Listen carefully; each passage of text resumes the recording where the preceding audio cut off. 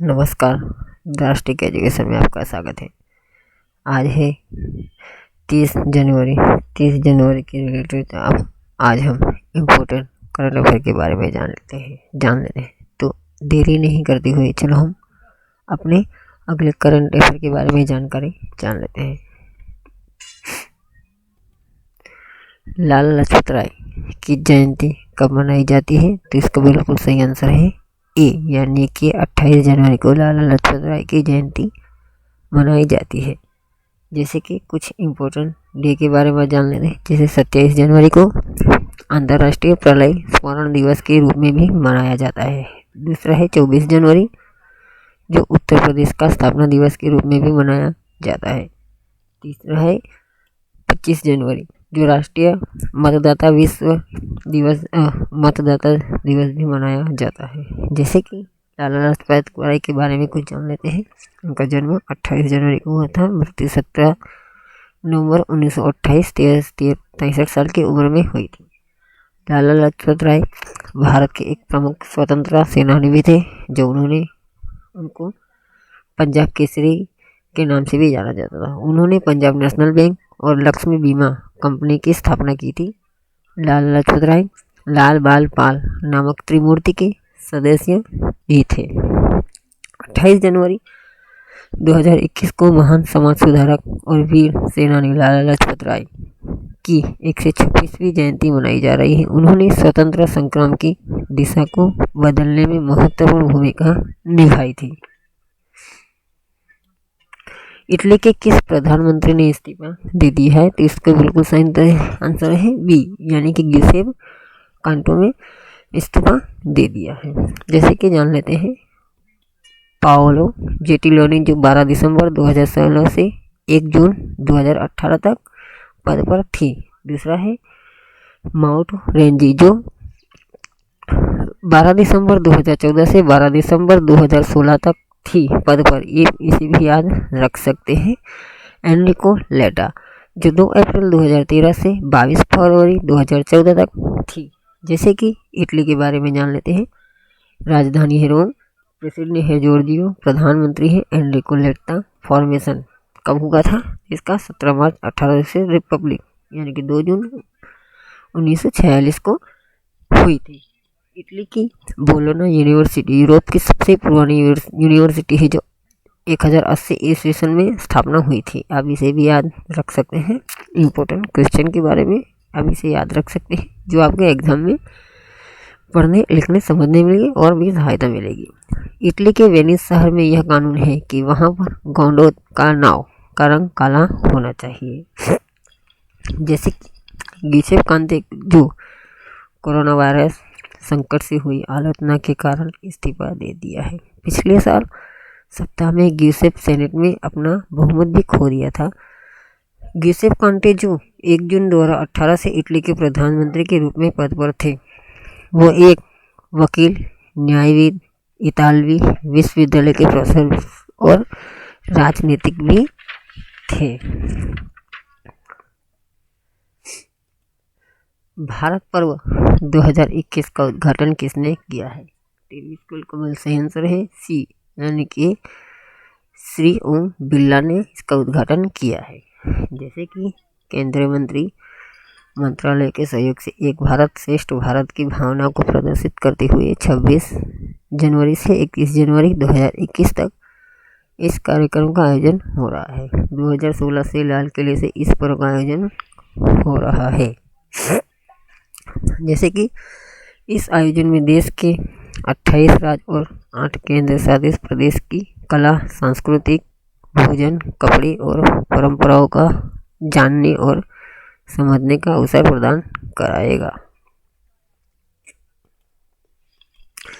भारत ने 2021 में यूएन शांति निर्माण कोष के लिए कितने लाख डॉलर देने की घोषणा की है? तो इसका बिल्कुल सही आंसर है $1.5 लाख देने की घोषणा की है।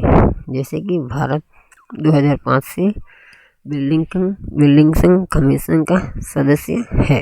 संयुक्त राष्ट्र के भारत के स्थायी प्रतिनिधि TS त्रिमूर्ति ने यह घोषणा की है 2020 से 2024 की रणनीति के समर्थन के लिए 439 सदस्य देशों ने 439 मिलियन अमेरिकी डॉलर का योगदान दिया है।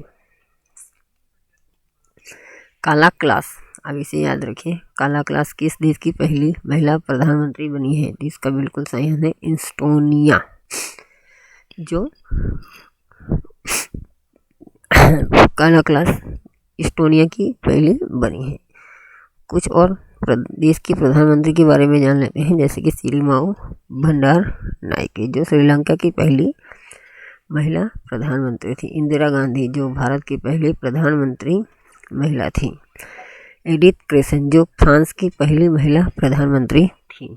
एस्टोनिया के बारे में जान लेते हैं, जैसे कि राजधानी है टालिन, राष्ट्रपति है तुमास हेडिक, संसद अध्यक्ष एनी एगरमा, स्वतंत्रता 24 फरवरी 1918 को हुई थी। काला क्लास नेतृत्व वाली पार्टी रिफॉर्म पार्टी ने देश की 101 सीटों वाली संसद रेगिकोगु में 34 सांसदों। एस्टोनिया में 2019 का संसदीय चुनाव जीता है। एस्टोनिया ने 2020 में अनोखा वीज़ा भी लॉन्च किया है। अब इसे याद रखें, इसका नाम डिजिटल नोमैड वीज़ा दिया गया है।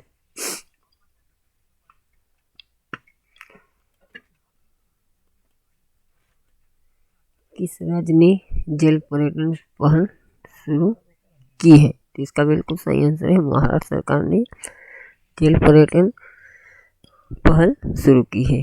जैसे कि कुछ और देश के बारे में जान लेते हैं, राज्य के बारे में जान, जैसे कि गुजरात, जो पहली सीप्लेन सेवा की शुरुआत की है। केरल, जो फलों सब्जियों के MSP तय करने वाला पहला राज्य बना है। 2020 1 नवंबर में ये लागू किया जाएगा। जैसे कि महाराष्ट्र में पुणे की यरोड़ा जेल में जल पर्यटन पहल की शुरुआत की गई है। यरोड़ा जेल जो 150 साल पुरानी है, इस जेल में महात्मा गांधी, लोकमान्य तिलक सहित कई स्वतंत्रता सेनानियों को कैद भी किया गया था। HSBC बैंक ने गुजरात के किस शहर में बैंकिंग इकाई का उद्घाटन किया है? इसका बिल्कुल सही आंसर है गांधीनगर। गुजरात के गांधीनगर सिटी में बैंकिंग का उद्घाटन किया गया है। HSBC बैंक के बारे में जान लेते हैं, जैसे कि स्थापना 1853 में हुई थी। इसका मुख्यालय है वर्ल्ड वाइड लंदन, भारत में इसका मुख्यालय है मुंबई। CEO है सुरेंद्र रोशा। HSBC का फुल फॉर्म है Hong Kong and Shanghai banking corporation.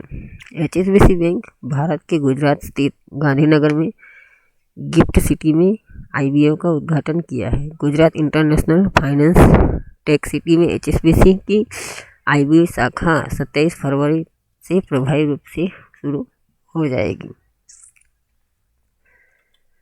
Bharat की कौन सी IT कंपनी विश्व की तीसरी वैल्यूएबल IT सर्विस कंपनी बन गई है? तो इसका बिल्कुल सही आंसर है TCS, टाटा कंसल्टेंट सर्विस, जो भारत की दुनिया की तीसरी वैल्यूएबल IT सर्विस कंपनी बन गई है। जैसे कि HCL ने जो 7वां स्थान वर्ल्ड में प्राप्त किया है। विप्रो ने जो 9वां स्थान प्राप्त किया है। इन्फोसिस ने जो 4था स्थान प्राप्त किया है। TCS टाटा कंसल्टेंसी सर्विस के CEO हैं राजेश गोपीनाथन। TCS की स्थापना 1 अप्रैल 1968 में हुई थी। इसका मुख्यालय है मुंबई। ये मुख्यालय लिख गया है, इसके लिए हम आपका माफ़ी मांगते हैं। इसकी शुरुआत टाटा समूह के एक विभाग के तौर पर टाटा कंप्यूटर सेंटर के नाम से हुई थी। जैसे कि ब्रांड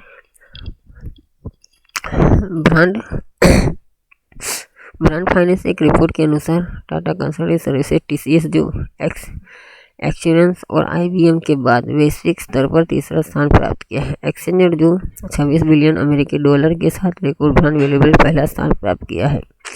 IBM जो 16.1 बिलियन अमेरिकी डॉलर के साथ दूसरा स्थान प्राप्त किया है। अब इसे भी याद रख सकते हैं।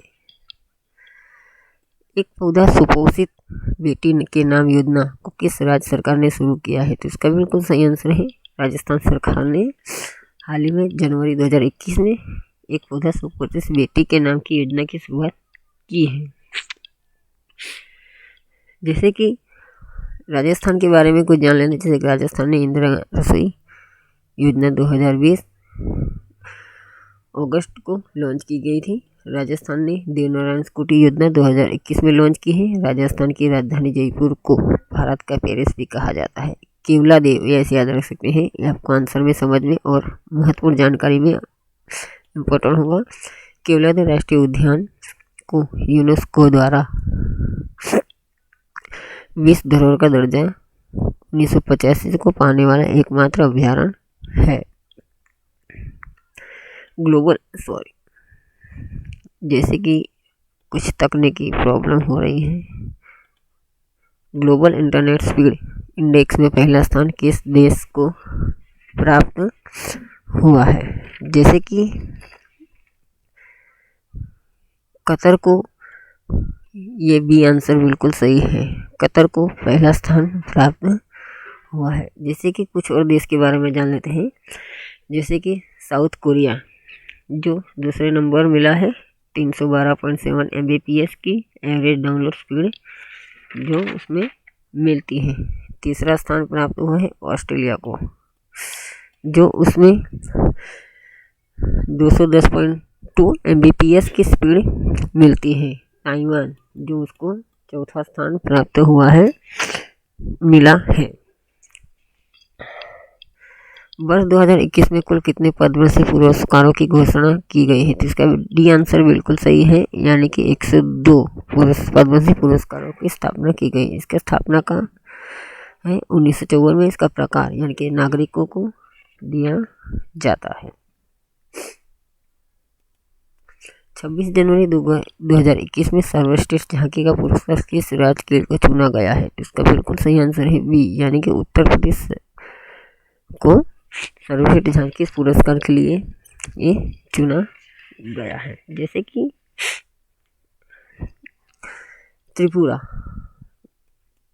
को दूसरा स्थान मिला है, जो जिसमें सामाजिक और आर्थिक मानकों में आत्मनिर्भरता प्राप्त करने के लिए प्रोत्साहन को दिखाया गया था। उत्तराखंड जो को तीसरा स्थान मिला है। इस वर्ष 32 झांकियों में से 17 राज्यों एवं केंद्र शासित प्रदेशों से और 9 झांकियां विभिन्न मंत्रालयों, विभागों और अर्धसैनिक बलों से और 6 झांकियां रक्षा मंत्रालय की तरफ से सम्मिलित किया गया था। कृषि सखा ऐप किस इंश्योरेंस कंपनी ने किसानों के लिए लॉन्च की है? तो इसका बिल्कुल सही आंसर है भारतीय एक्सल लाइफ इंश्योरेंस कंपनी ने किसानों के लिए ऐप लॉन्च किया है। भारतीय AXA life general insurance company की स्थापना 2008 में हुई थी। इसका मुख्यालय है मुंबई। MD and CEO है संजीव श्रीनिवासन। कृषि सखा ऐप के माध्यम से किसानों को फसल बीमा से संबंधित जानकारी के लिए प्रधानमंत्री फसल बीमा योजना पोर्टल तक पहुंच भी प्राप्त होगी। जैसे कि हमने ऐसे ही आपको करंट अफेयर के बारे में जानकारी अच्छी लगी हो तो आपको और बेहतर समझने के लिए, डेली करंट अफेयर पाने के लिए हमारे चैनल को लाइक, सब्सक्राइब और बेल आइकन बटन को प्रेस किए कि ऐसे ही रोज़ आपको नई अपडेट मिलती रहे। जय हिंद, जय भारत।